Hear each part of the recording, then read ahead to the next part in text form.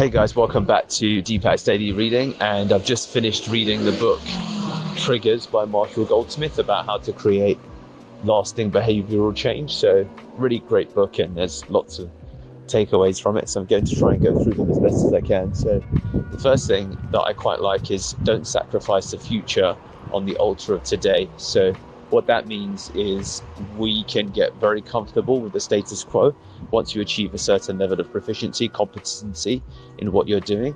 When you're making, for example, either good money or you've got a good role or a combination of both, and instead you want to continuously think about how can you move to the next level. So the comfort should trigger a behavioral change, which is I need to continue to grow and to evolve. So he's got this process which is called create, preserve, eliminate, accept. What is it I would like to create in my life?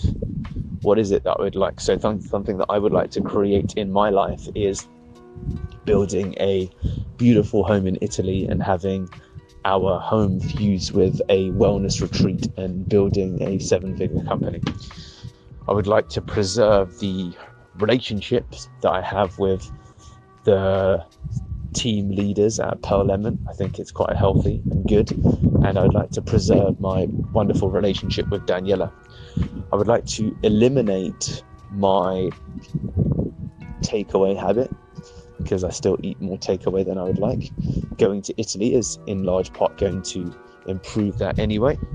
And accept, I would like to, I'm not sure what the accept part means, to be honest with you. I need to think about that. But anyway, create, preserve, eliminate, and accept. So that's that part there. So then there's also this concept of active versus passive questions. So this is really, really interesting, and it's apparently come up in management schools more recently. So a typical way that an employer will ask its employees or an organization is, do you have clear goals? Which is actually a passive question, and the implication there is your employer giving you clear goals? The right way that question should be asked is, are you setting goals for yourself? Are you setting clear goals for yourself? Which is slightly different, and this creates, even by merely asking the question, the right kind of drive and thinking in the person's mind. So this is a fantastic thing to ask. Are you creating clear goals for yourself?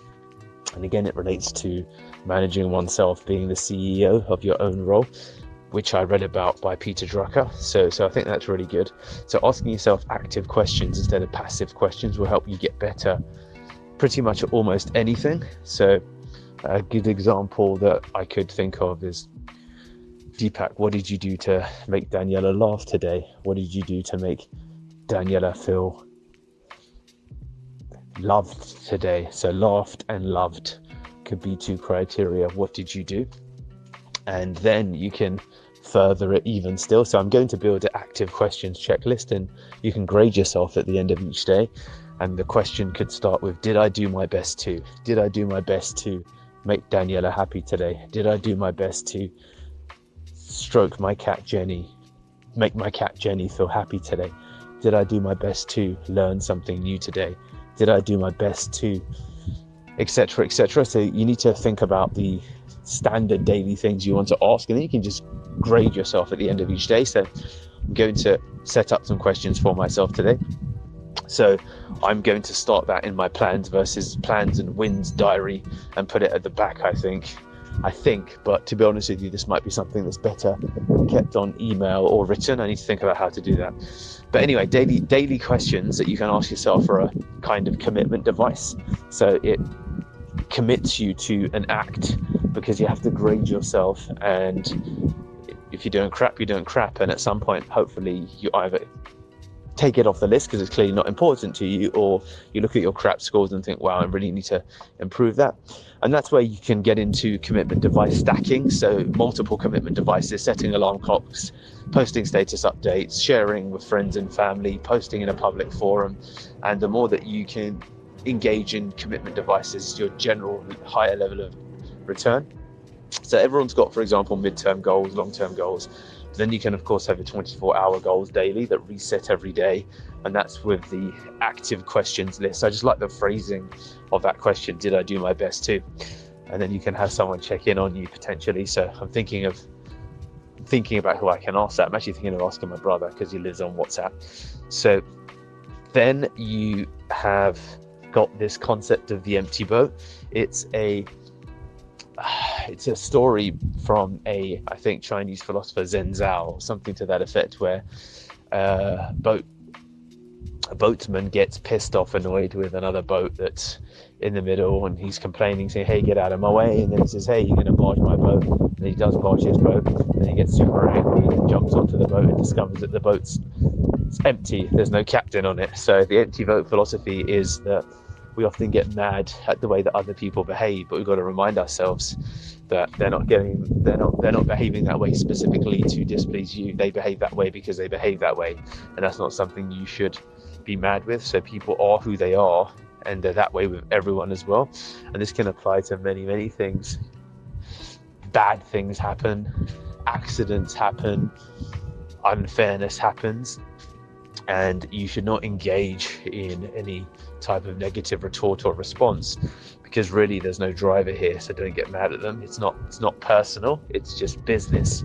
This is a quote that's from The Godfather, I believe. So that's this whole concept of nothing personal, it's just business. And it relates again to the Peter Drucker, the guy who keeps coming up, comment, which is confine your contributions to positive and productive comments, never be critical. And in that instance, Marshall Goldsmith talks about the gap between the trigger and the behavior. And after a trigger, when someone emotionally, verbally physically slaps you around the face, you say to yourself, am I willing at this time to engage in? So am I willing at this time to, and that's where you need to take a breath and think about the most productive outcome. So then he goes to talk about, you know what, I'll come to the other bits in the next voice note. But yeah, lots of good insights from triggers. Hey guys, it's Deepak Shukla here.